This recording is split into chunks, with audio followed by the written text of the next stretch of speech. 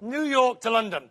The skies are about to get more crowded and arguably cheaper. The French airline La Compagnie says it is to begin offering business class or business class travel between New York and London, London and New York, for a return fare of roughly $2,200, slightly more on a flexible ticket. Now, La Compagnie has outfitted its Boeing 757s with a lie-flat angled bed and a host of amenities.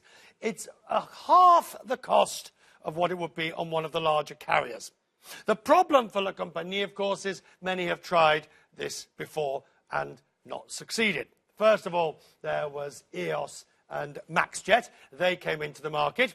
And then Silverjet joined the fray, all out of either London Stansted or London Luton, but none succeeded. They collapsed with the all-business class transatlantic service at lower costs. Peter Luethi is the co-founder and deputy chief exec of La Compagnie. He's in the C-suite for us now. Richard. Sir, there is only one question. You're currently running Paris to New York. Why will you succeed London to New York where so many others have failed? Because we started Paris, New York successfully.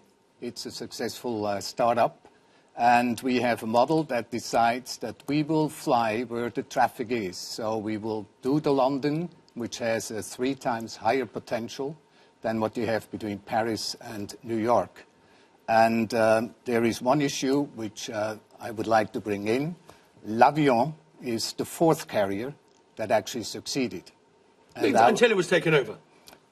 Until it was taken over, but we have the same CEO, Franz Yvelin, who is also It was bought by founder. BA's Open Skies. That's a perfect timing when they bought it, because it was to Europe too, and they needed something to do.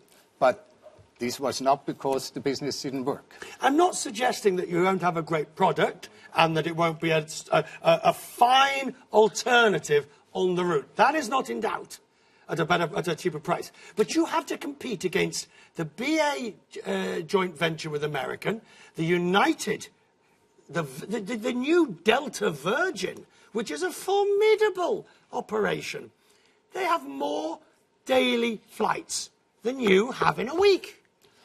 I think that's absolutely true, and we are not really competing for their customers. We are competing for the independent entrepreneur, the ones that don't have the big corporation deals, the ones that also like comfort, but at reasonable prices. And there are thousands of them, whether they are doctors, lawyers, whether they are fashion people, music people.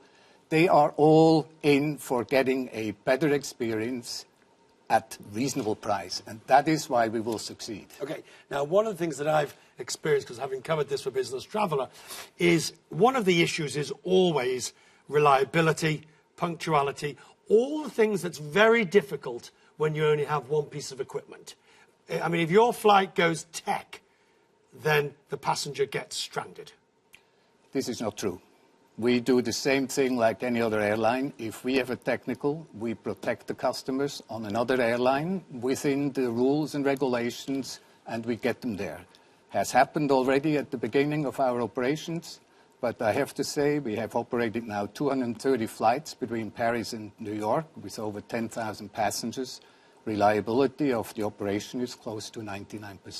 So, I wish you luck, sir. I mean, whatever natural scepticism I have comes from the experience of the past, but it is always phenomenally good to see somebody else coming into the market. Thank you very much for the opportunity. And we look forward to trying it out on CNN Business Traveller, and we will pay for our certificates before anybody thinks we look for a freebie. No freebies here. Thank you very much. Thank you, sir.